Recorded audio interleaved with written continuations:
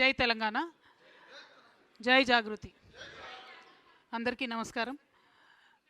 ఇవాళ యావత్ తెలంగాణ ప్రజలందరూ కూడా మరి మొన్న మనం అనుకున్నట్టు బూతుల వాన ఆగి, ప్రచారం హోరు ఆగి, ఎన్నికల యొక్క రిజల్ట్స్ కూడా వచ్చి కొంత తెరిపినబడ్డటువంటి సందర్భాన్ని మనందరం కూడా గమనిస్తూ ఉన్నాం.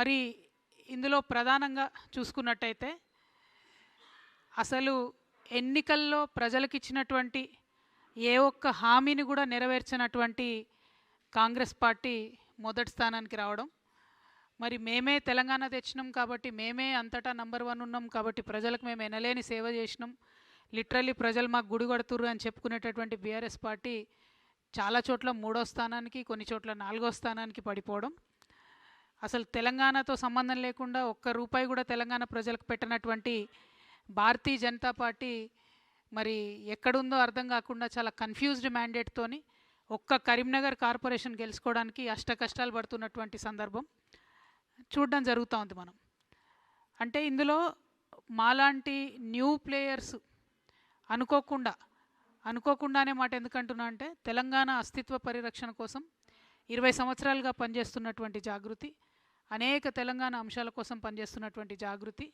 మేము ఇప్పటికే రాజకీయ పార్టీగా మారబోతూ ఉన్నాం, ఒక కొత్త రాజకీయ శక్తి ఈ రాష్ట్రంలో రాబోతుందని ప్రకటించి ఉన్నాం. ఆ ప్రకటనతో ఉత్తేజితులైనటువంటి అనేక మంది మా కార్యకర్తలు పోటీ చేస్తామనేటటువంటి ఒత్తిడి మా మీద తేవడంతో చివరి నిమిషంలో మేము ఆల్ ఇండియా ఫార్వర్డ్ బ్లాక్ అన్న వాళ్ళతో కలిసి మరి ఎన్నికల్లో పోటీ చేయడం జరిగింది. సో కోఆర్డినేషన్ కానీ ఏది కానీ, లేకపోతే క్యాండిడేట్స్ ఐడెంటిఫికేషన్ కావచ్చు, వారికి అసలు మా తరఫు నుండి సహకారం కావచ్చు, ఏ రకంగా కూడా లేకుండానే ప్రజలు దాదాపుగా 40+ ప్లేసెస్లో జాగృతి ఆల్ ఇండియా ఫార్వర్డ్ బ్లాక్ వారిని గెలిపించినందుకు ముందుగా ప్రజలకు ధన్యవాదాలు తెలియజేస్తాము. 33 అఫీషియల్గా మనకు నంబర్ కనబడుతుంది. చాలా దగ్గరగా టెక్నికల్గా ఏం జరిగిందంటే, ఇండిపెండెంట్స్ అని చెప్పి బీఫామ్ నింపినటువంటి వాళ్ళు మళ్ళీ మనం తర్వాత బీఫామ్ ఇవ్వచ్చు అనుకుంటే అట్లా కుదరక చాలామంది గెలిచి ఉన్నారు. ఆ ఇండిపెండెంట్స్ అందరు కూడా జాగృతితోని ఆల్ ఇండియా ఫార్వర్డ్ బ్లాక్తో ఉన్నటువంటి వాళ్ళు అందరినీ కూడా లెక్కేసుకుంటే మనకు 40+ వచ్చినారు. అదేవిధంగా ఒక మున్సిపాలిటీ, వడ్డేపల్లి మున్సిపాలిటీలో క్లియర్ మ్యాండేట్ వచ్చినా కూడా వెంటనే కాంగ్రెస్ పార్టీ, అదేవిధంగా అనేక ఇతర పార్టీలు కలిసి ప్రలోభాలకు గురి చేయడం, మరి ఆ రిజల్ట్ రేపు ఎట్లా అవుతుందో తెలియదు, ఆ చైర్మన్ ఏ పార్టీ అన్నట్టు ఎట్లా వస్తుందో కూడా తెలియదు, కాబట్టి దాని గురించి నేను మాట్లాడట్లేదు. ఇంకొక చోట మా వాళ్ళు కీలకంగా ఒకటే సీటు గెలిచారు కాబట్టి అక్కడ వైస్ చైర్మన్ కూడా ఆఫర్ చేస్తూ ఉన్నారు. దాని మీద అక్కడ లోకల్ వాళ్ళనే ఆలోచించుకోమని చెప్పినాం. ఎందుకంటే 2-3 పార్టీలు ఆఫర్ చేస్తున్నాయి, వాళ్ళకు ఎవరితో వెళ్ళాలో లోకల్ వాళ్ళే డిసైడ్ చేసుకోవాలని చెప్పడం జరిగింది. సో అల్టిమేట్గా ఒక అబ్జర్వర్గా, ఒక తెలంగాణ ఆడబిడ్డగా ఈ ఎన్నికల వాతావరణం అంతా చూస్తే కూడా ఒక రకంగా బాధాకరంగా ఉంది. ఎందుకంటే ముఖ్యమంత్రి గారు పోయినసారి ఎన్నికలలోనే నేను చెప్పడం జరిగింది, మీరు కంప్లీట్గా చట్టాలను ఉల్లంఘించి ఎలక్షన్ కమిషన్ యొక్క అన్ని రకాలైనటువంటి పరిమితుల్ని అధిగమించి మీరు పంచాయతీలలో ఎన్నికలైనప్పుడేమో ప్రభుత్వ ఖర్చుతోని మున్సిపాలిటీలలో ప్రచారం చేస్తున్నారు, మున్సిపాలిటీలలో ఎన్నికలైనప్పుడేమో ప్రభుత్వ ఖర్చుతోని మీరు గ్రామాలలో ప్రచారం చేస్తున్నారు. ఏ రకంగా చూసినా మీరు అన్ని రకాలుగా రాజ్యాంగబద్ధమైనటువంటి చట్టాలన్నింటినీ అతిక్రమిస్తూ ఉన్నారు. దానికి ఎలక్షన్ కమిషన్ ఏమనట్లేదు, దానికి ప్రధాన ప్రతిపక్షం ఏమంటలేదు. అవి ఒక పక్కన పెడితే అసలు పట్టణాలలో కాంగ్రెస్ పార్టీ చేసిన అభివృద్ధి ఏంది అనే ప్రశ్న కూడా వేయడం లేదు. పైగా మున్సిపల్ శాఖ మంత్రిగా కేటీఆర్ గారే ఉన్నారు.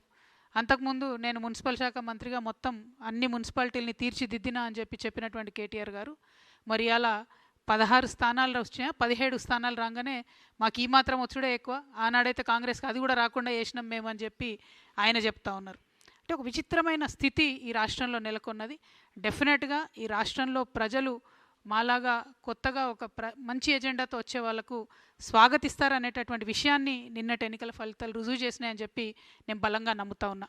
At the same time Congress party గౌరవ ముఖ్యమంత్రి గారు నిన్న మాట్లాడుకుంటూ నేనే రాజు నేనే మంత్రి అనేటటువంటి మాట మాట్లాడినారు. అంతేకాకుండా నేను 10.5 సంవత్సరాలు నేనే ముఖ్యమంత్రిగా ఉంటా, నాకు ఒక 6 నెలలు బోనస్ వస్తుంది అంటున్నాను. 6 నెలలు మీకు బోనస్ వచ్చడేమో కానీ రైతులు బోనస్ రాక ఏడుస్తున్నారు అక్కడ. ఆ ముచ్చట మాట్లాడండి ముఖ్యమంత్రి గారు మీరు. ఇంకో పక్కనేమో రాజగోపాల్ రెడ్డి గారు మంత్రి పదవి ఇస్తావా లేకపోతే ముఖ్యమంత్రి పదవి గుంజుకోవా అని ఆయన సవాల్ చేస్తుండు, బస్తీ మీద సవాల్ అని.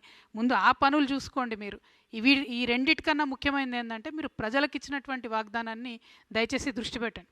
బీఆర్ఎస్ పార్టీ అట్టర్గా ఫెయిల్ అయింది కాంగ్రెస్ పార్టీ యొక్క తప్పుల్ని ఎక్స్పోజ్ చేయడంలో. అందుకే కాంగ్రెస్ పార్టీకి ఈ మున్సిపాలిటీస్లో బెటర్ రిజల్ట్ వచ్చిందని నేను అనుకుంటా ఉన్నా.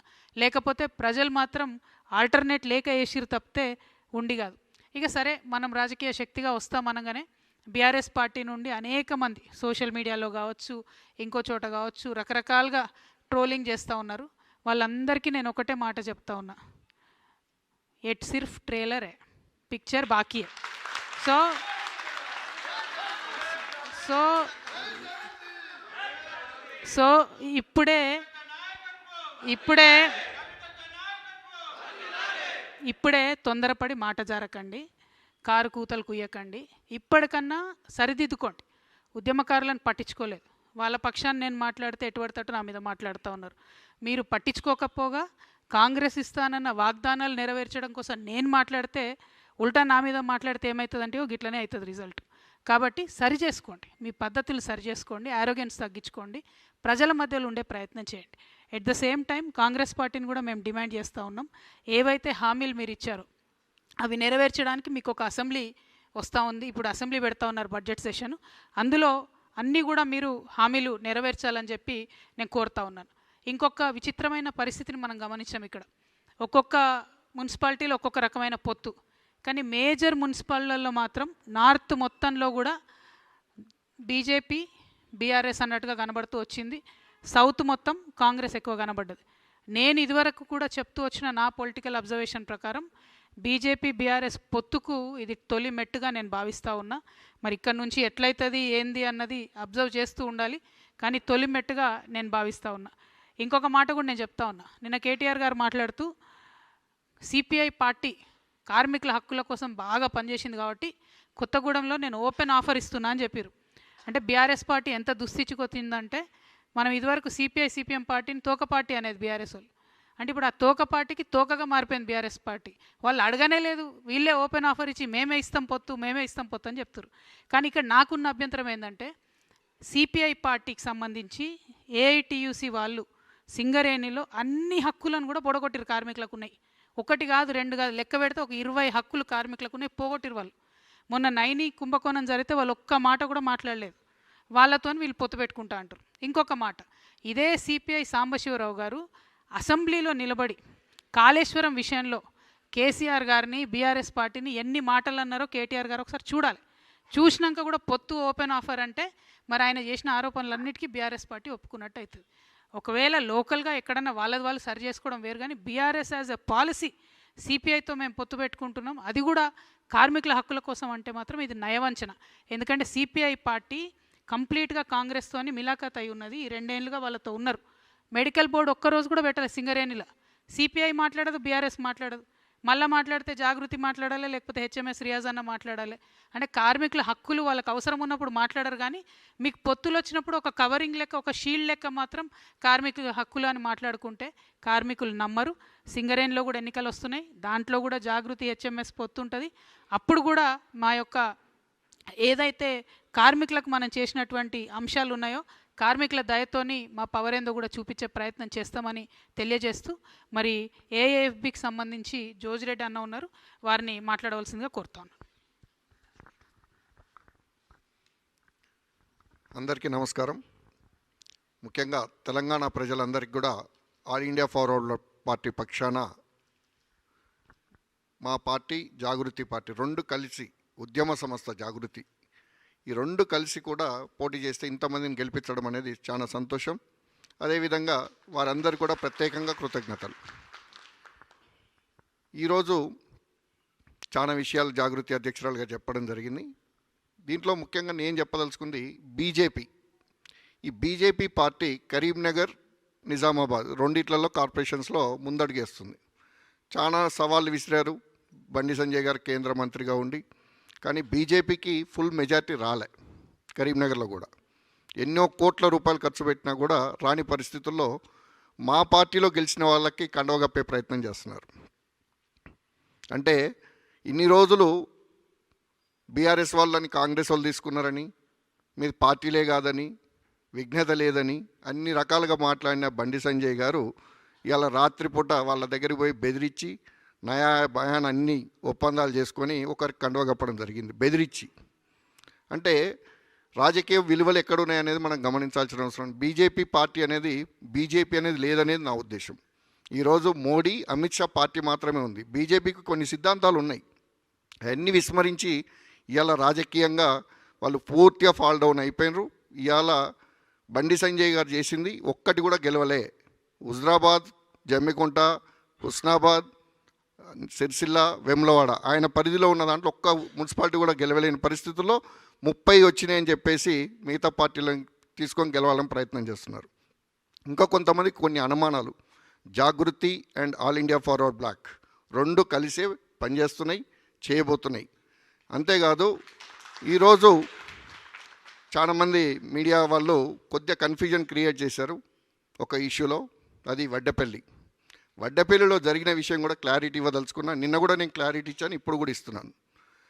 జాగృతి అనే ఉద్యమకారుల సంస్థతోటి ఆల్ ఇండియా ఫార్వర్డ్ బ్లాక్ కలిసి పనిచేస్తుంది. అందులో భాగంగా ఏది గెలిచినా ఇద్దరం గెలిచినట్టే, ఈ రెండు కూడా కలిపి గెలిచినట్టే తప్ప ఇంకొకటి కాదు. All India forward Bloc party అంటే చాలామంది నిన్న బండి సంజయ్ గారు ఒక స్టేట్మెంట్ ఇస్తున్నారు. ఆయన ఒక కేంద్ర మంత్రి, ఇండిపెండెంట్స్ అంట వాళ్ళు. ఆయన పుట్టకముందు బీజేపీ అనే పార్టీ పుట్టకముందు 1939లో నేతాజీ సుభాష్ చంద్రబోస్ స్థాపించిన పార్టీ అది తెలుసుకోవాలి ఫస్ట్. ఇండిపెండెంట్ కాబట్టి మేము తీసుకున్నామని ఆన్సర్ ఇస్తున్నాడు ఆయన. ఒక రాజకీయ పార్టీయా లేకపోతే కాదనేది కూడా ఆయనకు తెలియనప్పుడు మేమేం చేసే పరిస్థితి లేదు. సో ఆయనది విజ్ఞతగా వదిలేస్తున్నా. ఈరోజు చేతగాని బీజేపీ పార్టీ ఖచ్చితంగా చెప్పాలంటే కరీంనగర్లో కూడా ఓడిపోయినట్టే. ఆ 30 కోట్లు ఏదైతే ఖర్చు పెట్టిండో ఓన్లీ కరీంనగర్ కార్పొరేషన్ మీద, మేము కనుక తెలంగాణలో ఖర్చు పెట్టినట్టయితే ఇంకో 100-150 గెలిచేవాళ్ళం. మేము రూపాయి ఇవ్వకుండా, డబ్బులతో వ్యవహారం కాదు, సుభాషిజం అనేది తీసుకెళ్ళండి, మీరు నచ్చితేనే రండి పార్టీలోకి అని చెప్పేసి మేము ఆ పద్ధతిలోనే ఇచ్చినాం తప్ప డబ్బులతోటో ఇంకోటితో చేయదలుచుకోలే. ఎందుకంటే ఇప్పుడు డబ్బులు పెట్టి చేసే రాజకీయాలు మా సిద్ధాంతానికి విరుద్ధం. అదేవిధంగా జాగృతి కానీ ఇటు All India forward Bloc party కానీ ఖచ్చితమైన నిర్ణయం తీసుకొని సుభాషిజంని ముందటికి తీసుకురావాలా, ప్రజలకు స్వేచ్ఛ కల్పించాలనే ఉద్దేశంతో తీసుకురావడం జరిగింది. కలిసి పోటీ చేసినాం, కలిసే ఉన్నాం. మీడియా వాళ్ళు దయచేసి ఒక్కటి ఇష్యూడ్ పట్టుకొని కన్ఫ్యూజ్ చేయాల్సిన అవసరం లేదు. ప్రజలందరూ కూడా ఒకటే విన్నపం, జాగృతి ఉద్యమకారుల సంస్థ, ఉద్యమకారులుగా పనిచేసిన వాళ్ళు, నష్టపోయిన వాళ్ళకి మా సపోర్టు 100% మేము సపోర్ట్ ఇచ్చినాం, మా బీఫామ్ ఇచ్చినాం, మేము ఇద్దరం కలిసి గెలిపించుకున్నాం.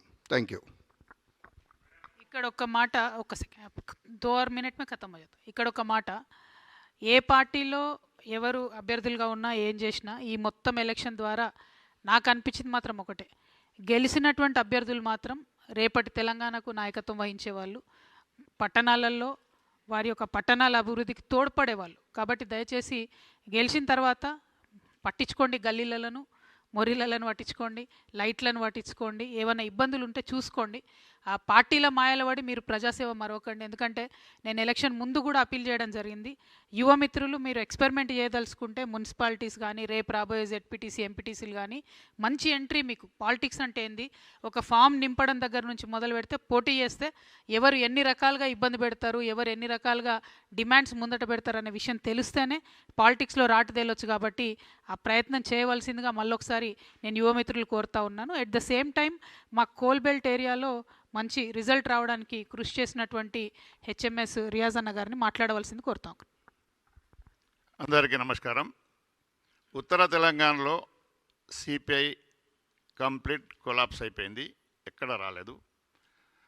బీజేపీ గల్లీ ఎన్నికల్లో ఢిల్లీ లీడర్లు వచ్చిన గోదావరి ఖనికి ఎవరు, బండి సంజయ్ గారు, కోల్ మినిస్టర్ కిషన్ రెడ్డి గారు ఒకే ఒక సీట్ గెలిచిండ్రు. జాగృతి, ఫార్వర్డ్ బ్లాక్, హెచ్ఎంఎస్ ముగ్గురం కలిసి 34 పోటీ చేసినాం, 6 గెలిచినాం. 8లో 2, 3, 5 తోటి ఓడిపోయినాం. బీఆర్ఎస్ అంత పెద్ద పెద్ద డైలాగ్ కొట్టి వచ్చింది, 50-60కి నిలబడ్డరు, కేవలం 13 గెలిచిండ్రు. అయితే కోల్బెల్ట్లో వాళ్ళకు మంచిర్యాలలో కూడా కోల్బెల్లో జాగృతి, ఫార్వర్డ్ బ్లాక్, హెచ్ఎంఎస్ కలిసి గెలిచినాం. ఇక ఏటీసీ వాళ్ళ పరిస్థితి ఏముందంటే ఒక ఏరియాలో ఒకరితోటి సంసారం, ఒక ఏరియాలో ఒకరితోటి సంసారం. బెల్లంపల్లి ఏరియా బీఆర్ఎస్ వాళ్ళతో సంసారం, మళ్ళీ కొత్తగూడెంలో కాంగ్రెస్ వాళ్ళతో సంసారం. ఇక్కడ వచ్చి ప్రైవేట్ వాళ్ళతోటి పొంతన లేని స్టేట్మెంట్లు ఇచ్చిండ్రు. వాళ్ళు అడ్రస్ లేకుండా గల్లంతైనరు. రాబోయే రోజుల్లో కోల్బెట్లో, గతంలో కూడా కోల్బెట్లో కార్మికుల కొరకు పనిచేసే వాళ్ళ పక్షాన కార్మికులు ఉంటారు. కవిత గారు చేసిన కృషి మా కార్మికులు అందరికీ తెలుసు. ఎందుకంటే ఒకే ఒకటి దాని మీద అవుట్ సోర్సింగ్ పెరిగిపోయింది. జెన్కో ట్రాన్స్కోలో 34,000 మందిని కాంట్రాక్ట్ లేబర్ని పర్మనెంట్ చేసారు. అది కార్మికులు చూస్తున్నారు. అక్కడ 40,000 మంది పర్మనెంట్ వాళ్ళు ఉన్నారు, 30,000 మంది కాంట్రాక్ట్ కార్మికులు, 150,000 మంది పనిచేయాలి. నాశనం చేసిండ్రు. ఒక బాయి రాలే, ఒక బొగ్గు బాయి రాలే, ఒక అపాయింట్మెంట్ రాలే. 60,000 మంది ఉన్న కార్మికులు వాళ్ళు గెలిచినప్పుడు 60,000 ఉంటే 40,000 అయినరు. కనుక కోల్బెల్ట్ 100% ఫార్వర్డ్ బ్లాక్, జాగృతి, హెచ్ఎంఎస్ కలిపి ప్రభుత్వంలో వచ్చే ప్రయత్నం మేము చేస్తున్నాం. ఇది ఎగ్జాంపుల్, ఇది చిన్న టెస్ట్ చేసినాం. టెస్ట్లో సక్సెస్ఫుల్ అయినామనేది తెలియపరుస్తున్నాం. అదేవిధంగా తెలంగాణలో అతిపెద్ద పరిశ్రమ నైనీ ప్రాజెక్ట్ గురించి మీకు తెలుసు. నైనీ ప్రాజెక్ట్ ఏం కొట్లాట లేదు, కాంట్రాక్టర్ల కొట్లాట. లొటపెట పెద్దలకు నక్కలు ఆశపడ్డట్టు అటు బీఆర్ఎస్ కాంట్రాక్టర్లు, అటు కాంగ్రెస్ కాంట్రాక్టర్లు, ఇటు బీజేపీ కాంట్రాక్ట్ కలిసి చేసి దాని మీద కూడా మేము మేడం గారి ఆదేశంతో అక్కడ పోతున్నాం. అక్కడ కంపెనీ కార్మికులతో చేయాలని, కంపెనీ కార్మికులతో, పర్మనెంట్ కార్మికులతో పని చేయించాలనే డిమాండ్ తోటి మేము ముందుకు పోతున్నాం. సింగరేణిని కాపాడుకుంటాం. రాబోయే రోజుల్లో జాగృతి, ఫార్వర్డ్ బ్లాక్, హెచ్ఎంఎస్ కలిసి జెండా లేపుతాం తెలంగాణలో అన్నది మా అభిప్రాయం. అన్న చెప్పాలనుకున్నది ఒక పాయింట్ ఏంటంటే రామగుండంలో అదే రామగుండంలో మక్కాన్ సింగ్ ఎమ్మెల్యే గారు బోల్తే బోలే నిన్న రాత్రి గుండాగాన్లు, గుండాలాగా ప్రవర్తిస్తున్న కాంగ్రెస్ పార్టీ గుండాయిజం, రౌడీయిజం, రౌడీ షీటర్లాగా పనిచేస్తున్నారు. గెలిచిన గంటకే మా వాళ్ళ నలుగురిని తీసుకుపోయి కనవాలేసి ఫోటోలు దిగింది తప్ప వాళ్ళు ఎవరు పోలే. మళ్ళీ మనం అందరం మాట్లాడుతున్నాం. అది విప్ కూడా జారీ చేయాల్సిన అవసరం ఉంది. కనుక వాళ్ళు భయపడి మళ్ళీ పొద్దున నాకు అన్న వాడు బెదిరిస్తే వాడు ఎమ్మెల్యే కదా, ఇక్కడ ఉన్నాడు కదా, వాడు బెదిరిస్తే ఇదేం వర్డ్స్ అన్నారు. నేను అనే మాటలు కాదు అది, వాళ్ళు అన్నమాట. మేము ఎటు పోలేదు, మీతోటే ఉంటాం, మీతోటే ఉన్నామని చెప్పడం జరిగింది. కనుక గుండాయిజం, దాదాగిరి, కోల్బెల్ట్ ఏలియోడ్ నడవది. నిమిషం 2 నిమిషాలకి దాని తర్వాత మళ్ళీ మనతోటి ఉంటారనేది మీకు తెలియపరుస్తున్నాం. అంటే ఓవరాల్గా ఇక్కడ ఎలక్షన్ ప్రొసీజర్స్ కౌంటింగ్ రిపీటెడ్గా మళ్ళీ చేయించడం. మంచిర్యాల్లో ఒక 2-3 చోట్ల ముందు ఏఎఫ్బి వాళ్ళు గెలిచినారని చెప్పి ప్రకటన వచ్చిన తర్వాత కూడా లేదు మళ్ళీ రీకౌంటింగ్ అని చెప్పి 5 ఓట్లు తక్కువ ఉన్నాయి, 2 ఓట్లు తక్కువ ఉన్నాయని మళ్ళీ కాంగ్రెస్ పక్షాన చేసిండ్రు. కరీంనగర్లో కూడా అట్లే చేసిండ్రు, గోదావరి కన్లు అట్లే చేసిండ్రు. అంటే చాలా చోట్ల అధికార పార్టీ దుర్వినియోగానికి పాల్పడడం కూడా ప్రజల దృష్టిలో ఉండాలని చెప్తా ఉన్నాం. బట్ ఎనీవే అన్నీ జరిగి 18th తర్వాత చైర్మన్లు అన్నీ ఎన్నికవుతారు. అల్టిమేట్గా నేను మళ్ళీ కోరేది ఒకటే, గెలిచింది ప్రజలే, గెలిపించుకున్నటువంటి అభ్యర్థుల్ని పని చేయించుకోవాల్సింది కూడా దయచేసి ప్రజలే అని తెలియజేస్తూ ఈ మంచి అవకాశాన్ని ఇచ్చినటువంటి ప్రజలకు మళ్ళీ ఒకసారి ధన్యవాదాలు, మీడియా మిత్రులకు ధన్యవాదాలు. జై తెలంగాణ, జై జాగృతి.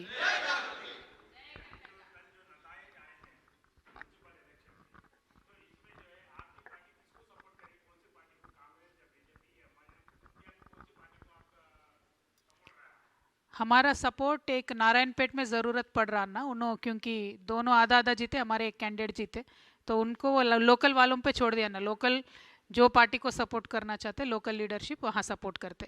और बाकी जहाँ हम लोग जीते वहाँ पे एक फुल म्यूनसिपैलिटी जीते, वो सारे लोगों को डरा के कांग्रेस वाले लेके गए. देखेंगे कैसे होता, 18 तारीख तक क्या होता देखेंगे. और हर जगह जहाँ 4, 5, 3, 2 जीते, जहाँ ज़रूरत पड़ी हमारे लोकल टीम्स वो डिसीजन लेते, हम यूनिवर्सल डिसीजन नहीं लेते.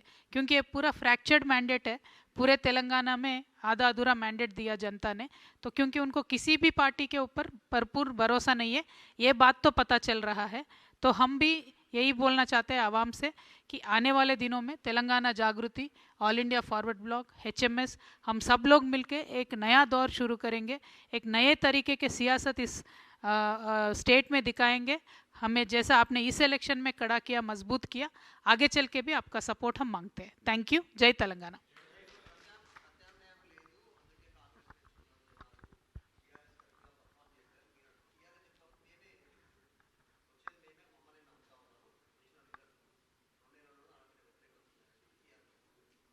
అంటే అంతకుముందు కాంగ్రెస్ ఆపోజిషన్లో ఉన్నప్పటి ఓట్లతో కంపేర్ చేసుకొని కేటీఆర్ గారు ఆ మాట చెప్తా ఉన్నారు.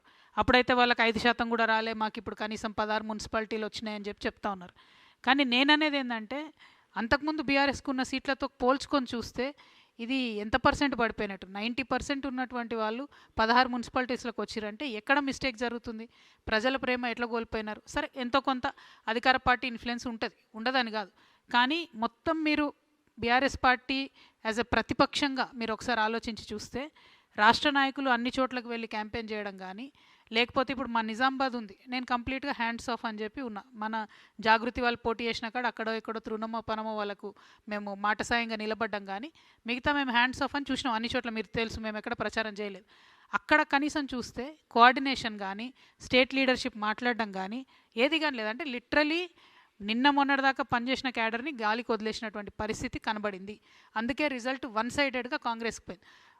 నార్దర్న్ తెలంగాణలో బీజేపీకి ఫేవర్గా రిజల్ట్ వచ్చేటట్టుగా డిజైన్ జరిగింది అని నాకు ముందు నుండి అనుమానాలు ఉంటే నేను ఇప్పుడు మళ్ళీ అదే వ్యక్తం చేస్తా ఉన్నా. అందుకే అన్నా నేను బీఆర్ఎస్ బీజేపీ యొక్క కాంబినేషన్కి ఇది తొలిమెట్టులా కనబడుతుందని అందుకే అన్నాను తప్ప ఊరికే అనలేదు. సో మీరు అనలైజ్ చేసి చూసినట్టయితే కంప్లీట్గా వదిలేసిండ్రు. అంతకుముందు మంత్రులుగా ఉన్నటువంటి వాళ్ళు ఎక్కడ బాధ్యత తీసుకొని పనిచేసారు? అంతకుముందు మంత్రులుగా ఉన్నటువంటి వారు కేటీఆర్ గారు కానీ ఎన్ని చోట్లకు పర్యటన చేసి ఎక్కడెక్కడ ప్రచారం చేసారు? అంటే you are a big party కదా, మెయిన్ పొలిటికల్ ఆపోజిషన్. అన్ని పక్కన పెడితే అసలు కాంగ్రెస్ ఫెయిల్యూర్ని ఎక్స్పోజ్ చేయలేదు కాబట్టి కాంగ్రెస్ సీఎం గారు ఎక్కడికి వెళ్ళి అబద్ధాలు చెప్పినా కూడా చెల్లుబాటు అయింది. అందుకే వారికి ఎక్కువ ఓట్లు వచ్చినాయి. వారు ఎక్కడ పనిచేశారు? మహిళలకు 2500 ఇవ్వలేదు, పిల్లలకు ఉద్యోగాలు ఇవ్వలేదు, పెన్షన్లు పెంచుతామన్నారు, అది పెంచలేదు. దాని మీద ఎక్కడ పోరాటం చేస్తుంది ప్రధాన ప్రతిపక్షం?